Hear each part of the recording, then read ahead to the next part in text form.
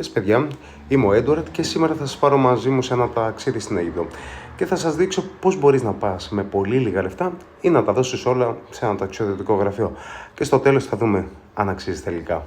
Γιατί πίστεψε με 500 ευρώ πας στην Αίγυπτο και κάποιοι δίνουν 1000 πλάς για το ίδιο πράγμα. Αυτό νομίζω μου πάει καλύτερα, αλλά συνεχίσουμε από εκεί που μείναμε. Λοιπόν, ξεκινάμε με τα εισιτήρια.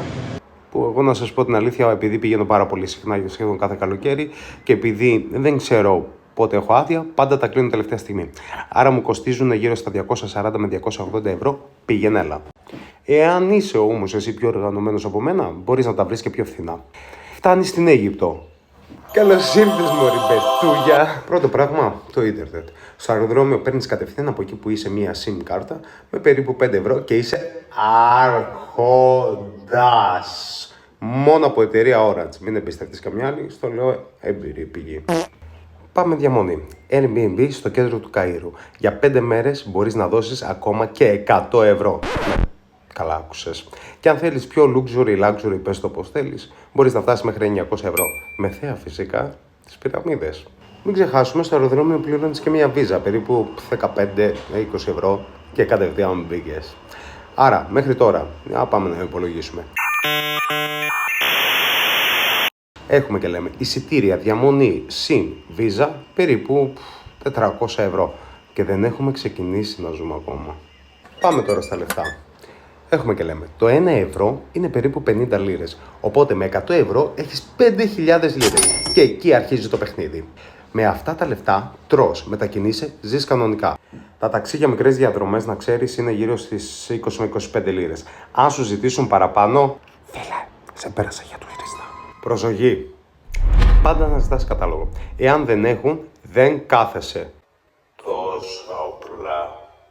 Τι πες? Θες να πας και στο Grand Egyptian Museum? Οκ. Τότε θα πληρώσεις για εκεί 150 με 200 λίρες την είσοδο. Εάν όμως είναι και high season, μπορεί να σου πάει και γύρω στις 400. Τώρα θα μου πεις φυσικά. Θες να πας και πυραμίδες. Δεν γίνεται να πας στην Αίγυπτο και να μην πας. Τα εισιτήρια εκεί είναι πάνω κάτω τα ίδια, οπότε δεν έχεις μεγάλη διαφορά. Και φύγαμε για το αγαπημένο μου. Αλ-Χαλίλι. Πάμε τώρα στην αγορά του Αλ-Χαλίλι. Εκεί παζάρι, φίλε. Παζάρεψε με την ψυχούλα σου. Βάλε όλο σου το ταλέντο. Ξαναπαζάρεψε και ξαναπαζάρεψε και ξαναπαζάρεψε. Με 100 ευρώ παίρνεις τα πάντα. Θα σου πω και την αλήθεια, δεν είναι Ευρώπη. Θα δεις φτωχιά, σκουπίδια, αλλά δεν είναι επικίνδυνο όπως τα λένε. Απλά θέλει λίγο μυαλό. Και ναι, γίνονται πάρτι κάτω από τις πυραμίδες. Οπότε, αν πετύχεις τέτοια περίοδο, είσαι τυχερός. Τώρα πάμε στο zoom. Αν πας μόνος σου, πάνω κάτω θέλεις 500 ευρώ. Αν πας με ταξιδιωτικό γραφείο, θέλεις 1000 πλάς. Που σου λένε συνήθως ότι ξεκινάνε από 600. Μην τους πιστέψεις, δεν ισχύει. Δηλαδή πληρώνεις τα διπλά για να σου τα έχουν έτοιμα. Αλλά και πάλι, εσύ αποφασίζεις. Oh yes. Αν σου άρεσε αυτό το βίντεο και θέλεις να δούμε και άλλες χώρες μαζί, που δεν νομίζω να έχω λεφτά να πάω σε άλλες χώρες, αλλά δεν έχει καμία σημασία. Αν σου άρεσε αυτό το βίντεο, κάνε τώρα subscribe για να δεις και άλλα βίντεο που μπορεί να σου αρέσουν. Επίσης, γράψε μου στα σχόλια τι θες να κάνουμε στο επόμενο βίντεο. Αν σου άρεσε αυτό το βίντεο, αν έχεις πάει στην Αίγυπτο, αν ήταν πιο οικονομικό ή πιο ακριβό και αν τελικά θα πήγαινες όπως σου είπα. Φιλιά πολλά.